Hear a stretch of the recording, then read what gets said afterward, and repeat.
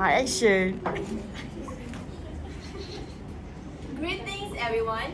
We are welcoming all of you to our forum today where we discuss things you might not discuss it outside of this room. Okay, so first let me introduce the panel members. I am Zira. This is Marsha, this is Shaf, this is Wan, this is Pika, this is Am, and this is Mel. This is Amira Anissa. Sorry. We believe that there's a lot of social factors that could contribute to accomplish the fourth Sustainable Development Goals or SDG. But how big is the impact? Now, shall we open discussion? Yes, of course. So, the social factor that I think can contribute to quality education is gender. So, sex is biologically determined. One is both male and female. So, basically, I have done a little bit research and readings, and the main findings that indicates that female education positively and significantly affects the steady state level productivity, while the effect of male education is generally either positive or insignificant. So, I think we can relate this to accommodation theory. In linguistics, the term accommodation refers to the way people adjust their speech and communication style in face-to-face and other types of communication. For example, based on my readings, I found that women use more grammatical forms than men, and women use more standard speech form than men. So we can see the difference of the use of language by men and women. So Richardson and Woodley says that female could achieve higher learning outcomes than male because they were more persistent and committed than males. So on average, female are more motivated than male to perform well in schools, even from kindergarten until high education level. Females earn slightly higher average grades than men. For example, I can see around me in university now, the majority of university students are females. So this shows that there are less contribution towards high quality education, as men are less anticipated in the world of education than men. So how about you, Shaf? Thank you, Ilham. I do agree with you, but I'm convinced that educational background also has greatly influenced the fourth SDG goal, which is quality education. This is because our educational background can also affect the way how we communicate with others. For example, I can see the difference when I'm talking to my family, friends, or lecturer. When I'm talking with my family, usually I will use informal language, and when I'm talking with my friends or lecturer, most of the time I will use formal language and use the terms in my subject when discuss any assignment. Based on my research, I use Bergson theory to relate with my points. Based on Bergson theory, Bergson suggests the correlation between the social class and the use of elaborated or restricted code. Bergson argues that the people in the working class are more likely to use restricted code, but for the people in the middle class, they tend to use both of the elaborated and restricted code.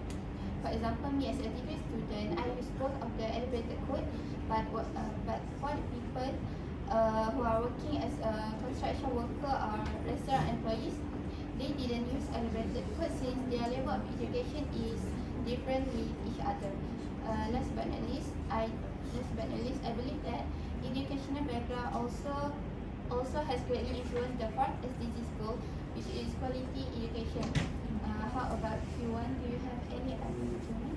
Okay, so thank you, Shaf, for sharing. I guess it's a very insightful, I would say, for all of us. So as we discuss about quality education, there is one linguistic variation that I would like to discuss about, which is about dialects. So another factor that I would say has been debated by a few researchers, and do dialects have an impact on students to achieve good quality of education based on the SDG? So, well, I would like to touch on why it matters as we discuss. So it is claimed that the use of students' variety, or what we call dialects, in education enables and encourages students to use their own potential and help them to achieve in-depth learning or deep learning. So as you can see, it's related to one of the theories in social linguistics, just like what said, which is the accommodate theory, because it is the human tendency to adjust their behavior while interacting. Plus, I think native dialect in education enhance the social, cognitive, emotional and linguistic development of the learners in and out of school. For instance, since my diploma years and until during my degree, I've been surrounded by friends who been using dialects representative from their own state in educational conversation or even in casual conversation. So for me, it is not a very big problem in terms of educational context, because at the end of it, students still can learn together. So plus, I want to add that the uses of dialects in education can elevate the status of the dialects in the society and prevent the dialects from having future extinction or possible extinction in the future. Because we all know that most dialect represent heritage for peoples, expression in cultures, and also act as an identity. So what about you, Zira? Well, I second your point, yet I want to add another social factor that I think not a lot of people are aware of, which is family size. Well, I actually have done a little research on this topic, and I found two research, which there are two statements which are from older research and recent research from the older research. In the research delusion model by Blake in 1981 stated that when the number of siblings is big, a family has a limited amount of resources to be distributed between siblings. So less resources are allocated to each child. What I mean by resources is like books, games, or it could be something personal like personal teaching, or personal attention from their parents. However, recent research questioned it by saying that negative consequences of growing up in a large family might actually be reversed by extended family or religious communities, stated by Gibbs and a few other researchers. Those who were raised in households with larger numbers might start communicating a lot since they were a child. Hence, communicative pressure may shape early word production. So yeah, by this being said, those people will usually have wider vocabularies gained by their siblings or relatives from different ages and gender. And I personally agree with Gibbs, because from my research and my observation on my surroundings, having a big family size does change their language use, way of thinking, and it gives them more exposure towards the world of education, which resulted in achieving the fourth SDG. So anybody else wants to add? May I add something? As for me, I believe that ethnicity is one of the strong factors affecting language use, especially among college or university students. The languages used by different ethnicities, or called as accent or dialect, can create a various language barriers, and they may influence that particular student's way of communicating in college. The students who belong to the same group tend to speak similarly, meanwhile those from different ethnic may feel uncomfortable to blend in with others, and they sometimes only interact with those from the same ethnic group. This is because they have different vocabulary from standard English, phonological differences such as intonation and vowels, isolated grammatical features, and also different conversational style. This may cause some problems for the students to start a conversation of different ethnicities to start a conversation, because they rarely and cannot communicate with each other. I would like to correlate my point with pragmatics theory in sociolinguistics. Pragmatics theory is focusing on the relationship of the natural language and the user of that particular language, especially in conversation. For instance, they may use short phrases, verbal fillers, or linguistic tags when it is not possible to complete a conversation in an ethnic language? Thank you, Pika. I do agree with you, but I think wealth has a bigger impact on the quality of education. Parents' income have a positive effect on the child's academic achievement. Can you guys imagine if students that came from a lower socioeconomic status that barely have the opportunity to further or enter the school since the early stage, they barely had the chance to further their studies to a higher education. Meanwhile, the students from the higher socioeconomic status, they have a tendency to further their studies. And according to the research that I've made, the higher the social economic status of a family, the better the schools that the students will enter. And I would like to add more. Education investment is an important investment. According to Baker 1964, parents of poor families usually are not able to invest sufficiently on the child's academic, which affects the child's achievement. And they may, students from a lower socioeconomic, they may have a tendency to further their studies, but they need to apply and wait for their educational assistance, and it takes time.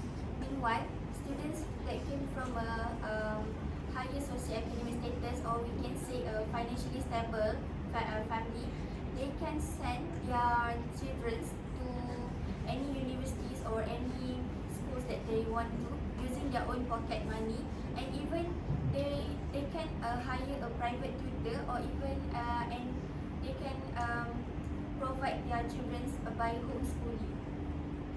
Next, parents with rich cultural are more aware of the school's rules and invest more cultural resources, and they pay more attention to what their children's interest in order to make their child perform in education. So based on my experience during my teaching practicum, students that came from different family background, they have a different achievement and experience. For example, they create a boundary among themselves, because students that came from a higher socioeconomic status, they tend to talk about things that they have. For example, like gadgets, and they usually study using gadgets for the iPad or tab. Meanwhile, students that came from a lower socioeconomic status, they don't have the opportunity to own that devices. So it creates a boundaries among them. So anyone to add more? Okay, so those are very insightful information. But however, I would like to add something to our discussion. Another social factor which also capable to influence the quality education which is age. So how age is capable to influence quality education? So learning from an early education is very important. Early age is a perfect age to learn, especially learning a language. So age between age 0 to 3 is said to be the optimal age to learn a language, because the brains of young children are said that they suited and to learn a language and all at the most flexible stage. And language is very important for quality education, because it is good for communication, and it is to acquire skills, or like for kids to acquire skills in all the subjects in the schools, and to practice soft skills such as giving feedback or expressing ideas. For instance, we can take a look at in the case of bilingualism. We already know that bilingualism has many advantages, including increased cultural awareness, and it is good for social development, and also advanced for cognitive skills. It is also vital to have skills to speak one or more languages, because it is good. Yeah, it is good for quality education, and so that's why age plays important role for quality education, especially in terms of learning language. So to support the statement that early age is optimal age to learn something, I have an example or like a scenario. For example, older people could not grasp a language as fast as the younger language. For instance, like if a family, there is a child in the family that learn Arabic. For instance, the family first language is Malay, for instance, and then that child learn Arabic at school and try to teach their parents, he or her or his parents, but the parents could not grasp the language as fast as that child because the parents never learn that language at the early stage. So I think that's how age plays such an important role for quality education. Everything must start at a very young age. So that is so far. So for me, I think to sum up, I agree with Amira Eliza's point, which is well, because not all can afford to have, without proper finance, not all can afford to continue their studies to a higher level education, and without good or proper finance, it could impact also the quality of education. So what about you? So from what I have heard from everyone's point, I believe that every social factor is important. But yes, I could say that Amira Eliza's point, which is well, is most important, like you have said, and I think everyone can relate to it. So do you guys think the same? Yes, I agree with my point. Well, based on our discussion just now, I am glad that all of us have reached a mutual agreement on this topic. With that being said, I shall put a lid on this forum by expressing gratitude to all of the panel members and audience. Thank you very much. Therefore, the Q&A session has started for anyone who wants to ask. Do you guys have any questions? I have a question for the second panel. Just now you said that there are some who based in restaurants who use this method. But what about the workers who have a degree and they work only to earn money? Are they counted as use method or universal? Thank you for the question. I think it is true that there are many people out there who are still working as restaurant employees, but even though they already has a degree. But for me, in my opinion, I think they are considered as use both of the elevated and restricted code. They are considered as use restricted code and elevated code depending on the situation. For example, when they are at their workplace, they didn't use elevated code since their level of education with the other people, with their friends are different. But when they are with their college friend, they use elevated code since their level of education is same. I hope I answered the question. Is there any more question? Oh, Level? I want to ask about the factor, one of the factor which is ethnicity. So we know that ethnicity comes with dialect, and when they speak English, they tend to mix the dialect to English. So in your opinion, which is more recommended to use their mix the dialect and English or the standard English? I would thank you Zul for the question.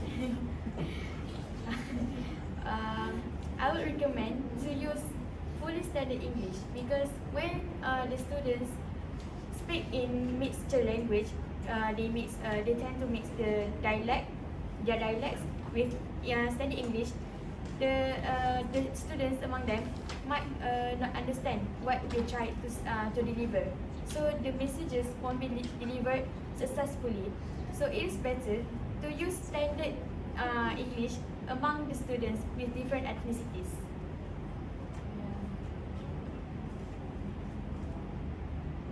Any questions? More questions?